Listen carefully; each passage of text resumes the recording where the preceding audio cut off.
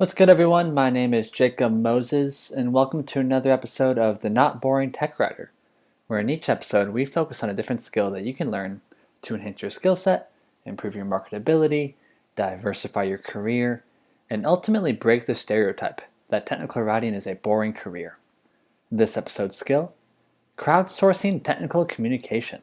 Folk working in technical communication, whether they're academics or practitioners, through their own unique skill sets, perspectives, and experiences, often discover best practices to excel at their job. These hard-earned insights would likely benefit others facing similar challenges. However, silos often keep folk in TechCom from quickly disseminating what they've learned. That's why Dr. Chris Lamb, technical communication professor at the University of North Texas, created Crowdsource TPC, a crowdsourced platform that gives folk in TechCom an opportunity to share their insights and little wins, giving others an opportunity to use and adapt them for their own needs. In this episode, Chris joins us on the podcast to discuss the inspiration behind Crowdsource TPC and how you, the listener, can make the most of the platform. Big love to Knowledge Owl, a wonderful knowledge-based software for sponsoring the Not Boring Tech Writer, and I hope you all enjoyed this episode.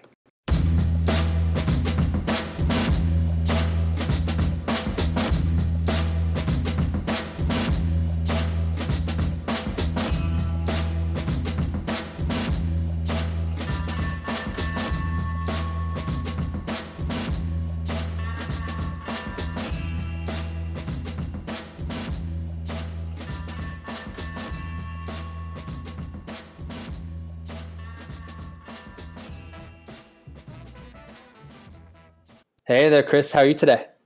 I'm great. How you doing, Jacob? I'm doing well, thank you. How's life in Denton? Denton is great. Nice. It's a good place to be, always. Are you in your office right now at UNT? I am at office out of Stoke part-time. Oh, fantastic. So they have a soundproof phone booth. And so I'm in a soundproof phone booth right now. Wow. How Yeah. cool is that? If you were still at the office, I was going to say that I'm just one block from you. My partner and I just moved into the old Cups and Crepes house on Fry Street in No way. between Oak and Scripture. So Oh yeah. I was going to say we can get a little coffee after a short walk for the two of us, but you're out of Stoke today, which is just fine. Still a good place to be at. Yeah. Well, Chris, so excited to be chatting today. We have a great skill to discuss together, and that is crowdsourcing technical communication. So this concept of, folk in the telecom industry, sharing their hard-earned insights and resources that they've seen work well in their own environments with fellow tech writers, just creating this, fantastic learning environment where, everyone at TechCom, whether they're, working in academia or maybe on the industry side of it, can share these tips with one another. It's a fantastic platform. Super excited to talk more about it.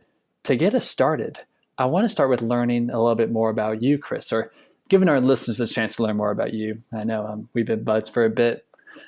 Could you tell us a little bit about yourself and what you do in the TechCom field? So TechCom, I started in TechCom in 2006.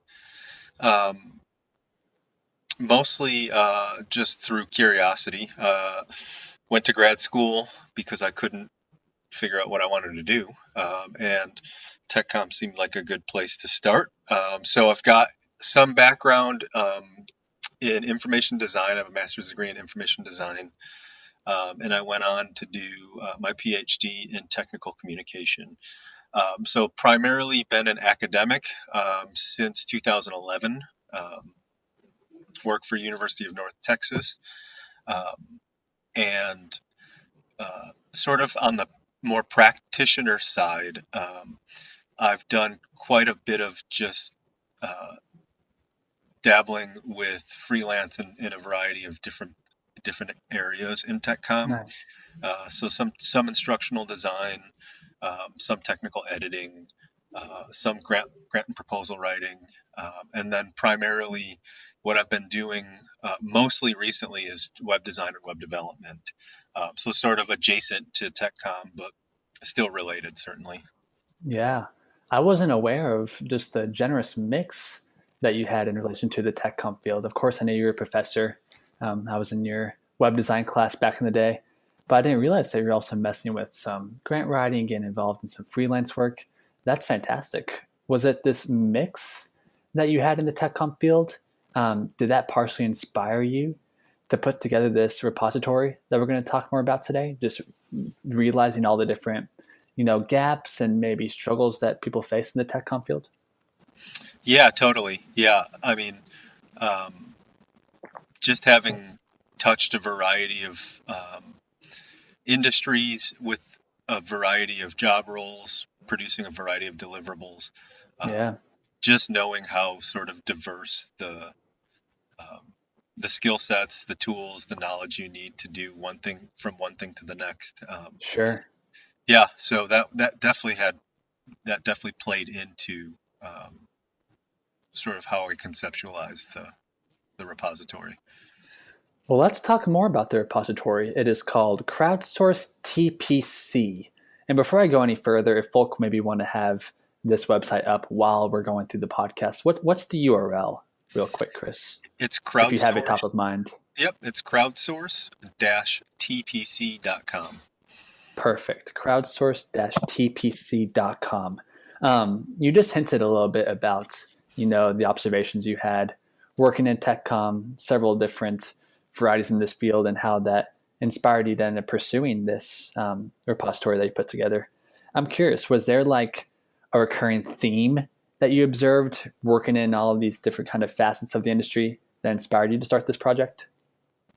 Yeah, I mean, part of it, and this is also from my experience teaching as well, is I found myself oftentimes reinventing the wheel when it didn't need to be reinvented. Hmm. So oftentimes I would, so for example, some of the grant and proposal writing I've done, um, start with a blank slate. Like literally start with open up Microsoft Word and start. Um, Sure. and so that's incredibly inefficient way of doing any kind of writing. Mm-hmm. But in particular, some of these more genre-based, templated um, uh, genres of tech writing would benefit just from some, you know, skeleton or templated resources. So it sort of started as a um, selfish endeavor to have like I know that I do X, Y, and Z. I know that I create um, user personas, for 60% of the web projects I'm going to do. I should Mm-hmm. probably have a starting place that's going to save me an hour or two of work. It'd be nice to just have a place where those all lived centrally. So it kind Yeah. of was born out of this idea of um, trying to work more efficiently, work smarter, not harder, that kind of thing. Did you notice that these resources already existed elsewhere, but just lacked having like a common platform to find them? What Yeah, was that process like for you that's a actually good like question. aggregating these resources? Yeah, that's a good question. I think part of the problem with in TechCom is just the diversity of resources. And so I think it's a lack of centralization is a pretty big problem. Uh, Mm-hmm. and so the so for example with the user personas, you could go and you can Google it and you can find a ton of different options and examples. Mm-hmm. Mm-hmm. Um, but having um, part of my vision for the repository, and I don't think it's there yet because it doesn't have enough traction, is to use user generated content to sort of self police the content, right? So Yeah. Yeah. to be able to just have the community say this is actually really really good and helpful, or to have the community say here's sort of what's missing from this particular Mm-hmm. resource, which you don't really get from uh, just going on. Um, like the Nielsen Group's website and downloading their persona Sure. template, you don't have that Sure. um, community quality control aspect to it. So that was one problem. Um, and then honestly, the other problem was, for me, again, sort of selfishly, academics don't tend to, um, out of the goodness of their heart, share their resources in the way that, like a Nielsen group would, right? So Sure. you're not going to find someone that just has their own website up that says, "Here's my syllabus and everything I use in this course." Um, Mm. it's just harder to those kinds of things are harder to come by. And then, I noticed, I'm part of a variety of listservs, um, email listservs, and the one that's primarily for, um, instructors and professors of technical writing. At the beginning of every semester, there's a handful of emails that go out with the same questions all the time. Um, does anybody have a syllabus for XYZ class? Does anybody Mm. have, um, an assignment for this type of project for XYZ class, right? So, just noticing that there was a need, um, in the academic community, Yeah. to share. There's a need and a willingness to share, but there was just no mechanism to do that. And we really see this duplicated in, I mean, almost every industry. Like I think about now, I work in municipal finance, and oftentimes local governments have to wait for like a state conference once a year to have Mhm. these kinds of discussions. I mean, we see it in healthcare where a lot of times like local clinics have to wait for like a new federal policy for there to be any kind of innovation, as opposed to what you're doing with this crowdsourced TPC platform. We're really like tightening that feedback loop and allowing innovation to happen much quicker. And yeah, it's centralized, as in, we're having all of these resources and discussions on one site, which makes sense. But it's a very much like decentralized learning environment where anyone at TechCom, if they feel like they have like a good discussion to share or a resource that's worked well from them, they have a place to share it and hopefully benefit others that find themselves in a similar situation. Mhm. What do you think that'll look like on crowdsourced TPC as you grow this platform and more tech writers want to share their resources? Do you think perhaps there might be some hesitancy at first and thinking, okay, like you shared this syllabus, don't really know much about it, don't know how it relates to my platform? Or do you think, that people in TechCom are going to have this understanding and this willingness and welcomeness to check out some of these new resources that they perhaps weren't familiar with? Yeah, that's a good question. I mean, I think for the most part, um, the feedback I've gotten from the community has been, overwhelmingly positive, Awesome. in that people love the idea of open source. Yeah. People love the idea of just helping one another. I think people are on board with that. I think the hard part has been, um, getting people to. Um, I think it probably needs another layer of, um, user testing, because I think there's a piece that's missing from the repository. Um, there's some communication that's getting lost, where people aren't realizing what, Examples for, like, I the know we want to use talk more about the case, site the itself. Give us a few scenario in use which they would cases actually that use the initially come to thing, mind whenever you're putting right? this So together. usually what happens is, Awesome. yeah, so like, I'll give you one from the academic perspective and then one from the practitioner perspective. So from the academic perspective, it seems way more concrete to me. It seems like every semester, or if you're on the quarter system, every quarter, you have to do, as a professor or an instructor, there's certain things you have to do. And one of those things is to put together your syllabus, to put together your assignment descriptions, um, to put together your online course shell if you have one of those. And so those are just universal, like across all of the universities that offer Gotcha. courses in technical Gotcha. communication. Um, it's a universal problem. Everybody has to do this. Um, and so the scenario in my head is so every July or every August when someone's putting something together for the fall, or every January when they're putting something together for the spring, um, going in and just going, okay, I'm teaching a Awesome. course on UX. I'd love some ideas for a new project. I'd love some ideas for um, Yeah. Yeah. uh, to make to make it a little bit more interesting for students or something like that. And so the use case is pretty. It seems pretty concrete to me.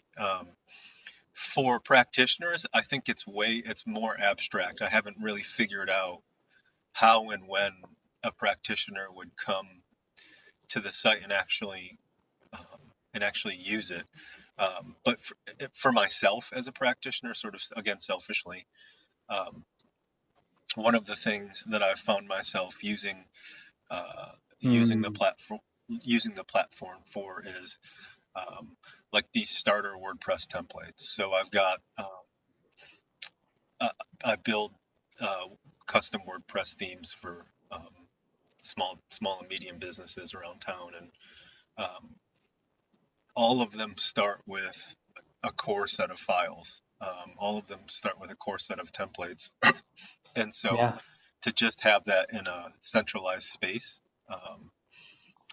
is super helpful, right? Like you can have that on, obviously you can have that on a folder in your desktop or whatever. Um, Sure. Sure. but again, I see the use case is like you're getting started doing something. Um, and you need a jump start to get started doing something. And then, I mean, sort of long-term vision as the field changes, because the field just continues to change and will continue to change pretty quickly.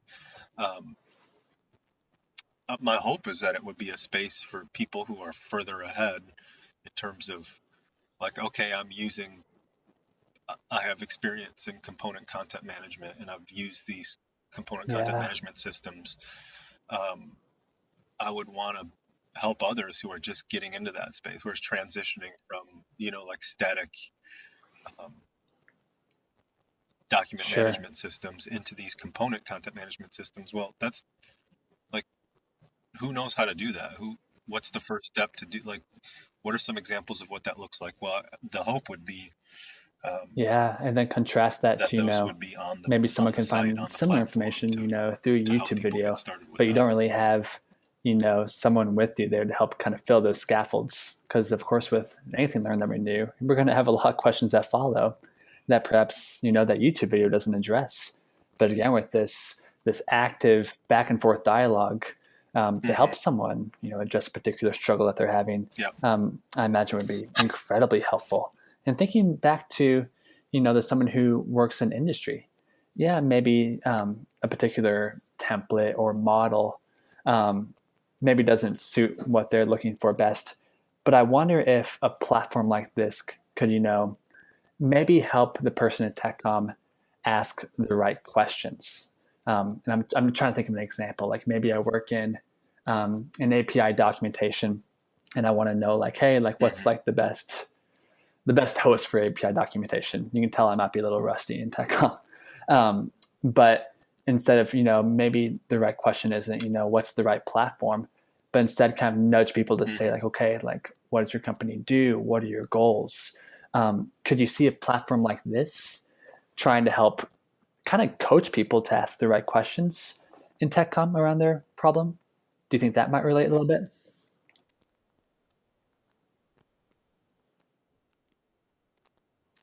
Yeah, I think so. I mean, so part of Nice. something that I built Yeah. into the site is um, user forums, which have not been used quite yet. But the hope would be that there would be a community um, around the resources. That there would be, like you said earlier, a feedback loop, a way for people to bounce ideas off each other. Mm-hmm. Um, and currently there are spaces where that exists, right? So Yeah. um, there's a fairly there's a fairly healthy community on Twitter, technical communication community on Twitter. I actually have a academic paper Nice. out for review right now. Hopefully, it'll come out at some point soon here in the next year, about that community. Um, but there's certain limitations to those conversations, and one of the things is, um, you don't have access to the actual artifacts themselves. Sure. Like you can't have a conversation about actual deliverables or artifacts, on Twitter. Um, whereas, the hope, like, again, and this is not a novel idea, but the hope is that there Yes. would be spaces for, um, discourse around the artifacts themselves. So, every resource that gets uploaded Yes. um, has a way that a user can rate its usefulness, has a way that you can comment on it, has a way, um, that you can sort of make it better. Um, and and and the other thing that you can do on the site is that Nice. um, you can save resources for later, so you can save them and they get stored in a space for you. And one of the things that I want to build out in Fantastic. the next couple months is a way to sort of make playlists around, Yes. different resources, right? So to have a playlist for API docs, and have a playlist for web development, and a playlist for design or whatever. So, um, it's slowly, I've been building things out kind of incrementally, but that's Hmm. some of the feedback I've been getting is like, yeah, it'd be really nice to Yes, it's an have my incredibly own impressive space on platform. the And site, what excites me most about it, and to be able to and it's something that we're customize that trying to do space. here at Strong Tens as well, my current employer, is that we're able to, capture those insights and allow like everyone else to benefit from them. So, we've been trying to build a community on, Twitter as well. We've shifted to some more forum like platforms similar to Crowdsource TPC. But we learned through Twitter was, yes, it's great to, like build rapport with fellow folk in TechCom, but you might have this fantastic thread going, but the chances of like 6 months later, unless you happen to like Hmm. click the heart button on the very first tweet in that thread, like the chances of like going back and finding that interaction and being able to revisit those insights and perhaps share them with others Yeah, becomes yeah, yeah. really challenging on a platform like that. So I totally see the benefit of crowdsourced TPC where, we kind of document this resource Hmm. once. And then if anyone Hmm. else is interested in it, like let's join them, let's invite them to this great party of existing conversation already happening around that resource. Love the concept. Super excited to follow it. I want to talk a little bit more about how this even works. So I go Yep. to crowdsource.tpc.com. I want to find a resource. What am I looking at? How does this work, Chris? Yeah. So when you go, you can have access to all the resources without any creating any account or anything like that. So if you just want to browse and download and actually use the resources, that's totally free, and it doesn't require any sort of sign up. If you want to save resources, and if you want to, um, contribute to the repository, you'll have to create an account. So if you just click register, you can create an account. Um, Another thing that I'm hopefully going to integrate in the next couple months is, just single sign on via Google, um, because just having another login is a pain. So, but right now you'll have to create an account, and once you create an account, um, you can add resources, you can save resources. Um, so yeah, I mean the interface is fairly straightforward. It's actually a lot of the inspiration is borrowed from, a government, website. I think it's opendata.gov. I'm not sure for sure what the URL is, but it's something like that.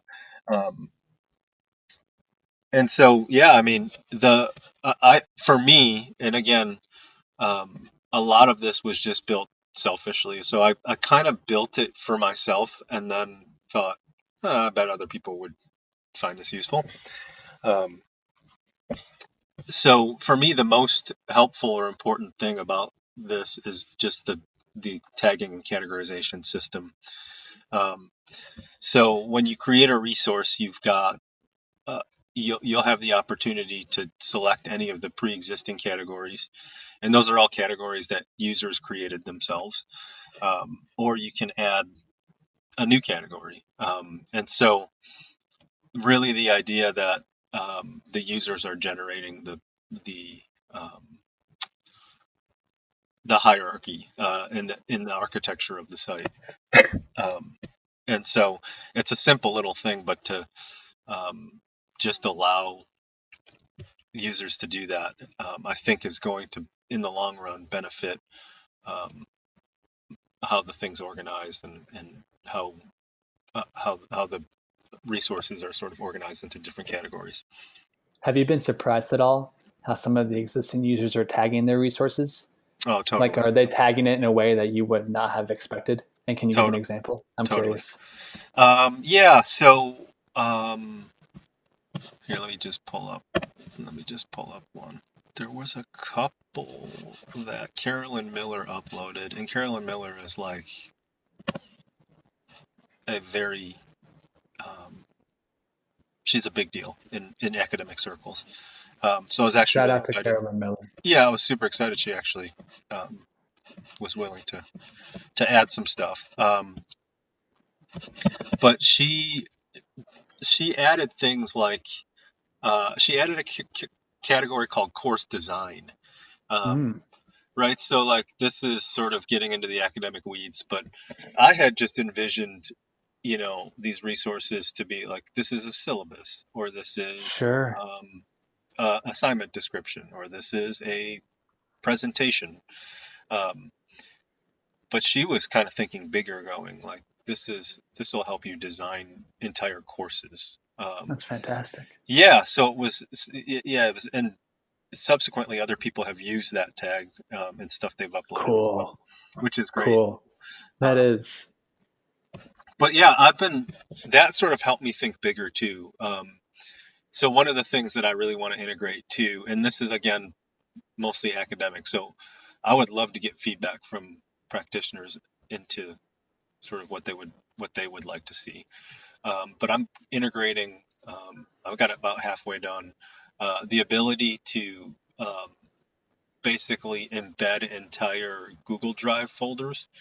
Um, and so instead of one of the things I'd envisioned is like sort of these standalone pieces, which I hope will still um, get uploaded to the repository. So things like a syllabus and an assignment Sure. description and um, you know a template or something like that. Um, but then also, what would be awesome is if people were willing to just share their entire courses. Um, Wow. so I've just started doing that, where it's everything that I use in my courses. I've put up one course so I far, but love it. I'm gonna do that for all my courses, I um, love it. to just have just every single sort of piece of content that I interact with in my courses. I'm Yes. just gonna make available. It Um, adds that much needed context to the resource. Like, yes, say, I'm a professor, maybe I need to have the whole story behind the resource. I want to know, how it came to be. I want to know some possible use cases. I want to see examples of some activities. Fantastic. We got that going down in this file. yep, On the contrary, you might have a user who, feels pretty good about, the existing activities that they've put together, and they're just looking for a syllabus. Voila, got that too. So it allows the user to come in at different points. That's fantastic. yeah, yeah, yeah, yep. And so that for I like and I, like I was saying earlier, I think for teaching, it makes so much more sense to me. But I really want to build out the um, sort of the workplace, the practitioner perspective, um, and really um, be able to provide a service for practitioners as well. Because one of the things I think um, really the long term vision or long term goal of this thing is to make um, the gap or the divide between academics and practitioners smaller. Mm-hmm. Um, and yeah, again, selfishly, so that I can teach better, so that I can prepare students to go into the workplace in more Sure. meaningful ways. But to also, um, so that there would be this, like, I've got this vision of this sort of um, circular, cyclical relationship between academics and practitioners, where we can go in here and we can see, here's the kinds of things practitioners care about. Here's what they're Mm-hmm. producing. Here's the quality of the artifact that they're producing. Um, all of that stuff. Whereas if we were just academics in our um, silos, we would just never have access to those things. I mean, Sure. one of the biggest problems any instructor will tell you is that they is finding good examples of the genres they're teaching, right? So Wow. if I'm teaching a standard operating procedure, like you don't, you're just Googling it and you're just hoping Sure. that you find one um, that's usable. Mm-hmm. Whereas if I can get an actual procedure writer to contribute um, and provide some context about around what they're contributing, and what makes it, what to look out for, or what makes it unique, that's valuable information. So I really hope that it'll be a place where academics and practitioners can learn from each other, um, and mostly a place where um, academics can learn from practitioners, because there's really a missing, I think in my opinion, there's a missing component there to our teaching when it's disconnected from practice in that way. Yes, it sounds like it, and I'm overjoyed to be able to showcase this work that you've done. I know you're fairly new to the game, but if folk check out crowdsource.tpc.com, we already find, I think it was already 60 plus resources last time I checked. You got a blog post there from Chris talking about why he created this platform. So just overjoyed to push this out there and hopefully get more people sharing their own resources as well. Um, Chris, a final message.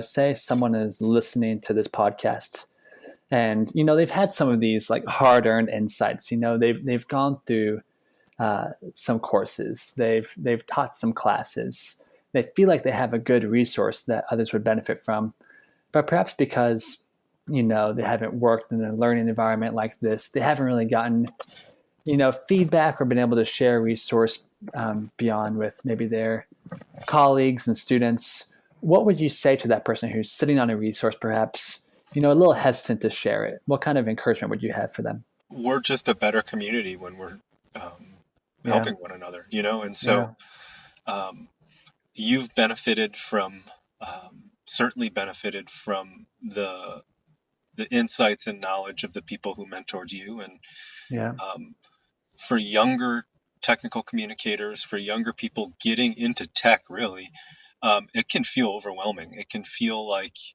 uh, people are speaking a different language, right? There's this sort Mm-hmm. of like insider knowledge that you have as someone that's been doing this for a while. Um, that's not implicit um, to someone who's new. And so by sharing that, you're helping that person. And so I think there's something about there's something valuable in just doing things for the good of the community. And so, Yeah. I mean, part of what we are worried about is um, that our hard work and our knowledge that we've accrued over time, um, we worked hard. It costs us something to get it. Sure. But yeah, just think about the people that were willing to share their knowledge with you, share their time with you, share their insights with you, and think about how you can do that for someone else. So that would be my pitch. And really, I think this thing will be useful. It's Mm-hmm. only we got 64 resources now. I would love um, 600, uh, Yeah. Yeah. 6,000. And then once we reach a critical mass, I think people are going to start to use it. So And would it be appropriate to say that if a user, has a working resource, would that be appropriate to share as well? Like maybe I'm working on a syllabus and I think this might be helpful, but I'm looking for that feedback. Could that be a potential resource someone could share as well on this platform? Yeah, absolutely. Yeah, Awesome. totally. And I think Awesome. um, that's the beauty of it is like it doesn't. I have an idea in my mind of what would be helpful, but I've already been proven wrong about Sure. what people are willing to upload and what people think are helpful, what people think is helpful. So um, yeah, I think that'd be a great thing to do. And really the only other thing I will mention is obviously um, if it's proprietary and you don't want to share it, that makes good sense. But Sure. um, so that's the only caveat I have. Yeah, makes sense. Well, Chris, this has been fantastic. Thanks so much for taking the time to share your latest project with us, the Crowdsource TPC at crowdsourced.tpc.com. Chris, thank you. I'm inspired. I know I'm going to bookmark this and put in my little TechCom tab on my computer. Keep an eye on it, refer to it as needed, and I look forward to following along. It's going to be a really cool platform. Awesome. Thanks, Jacob. Thanks, Chris. We'll talk soon. Okay, sounds good. Thanks again to Knowledge Owl, creators of the wonderful knowledge-based software, for sponsoring the Not Boring Tech Writer podcast. And thanks so much to each of you for listening to this episode.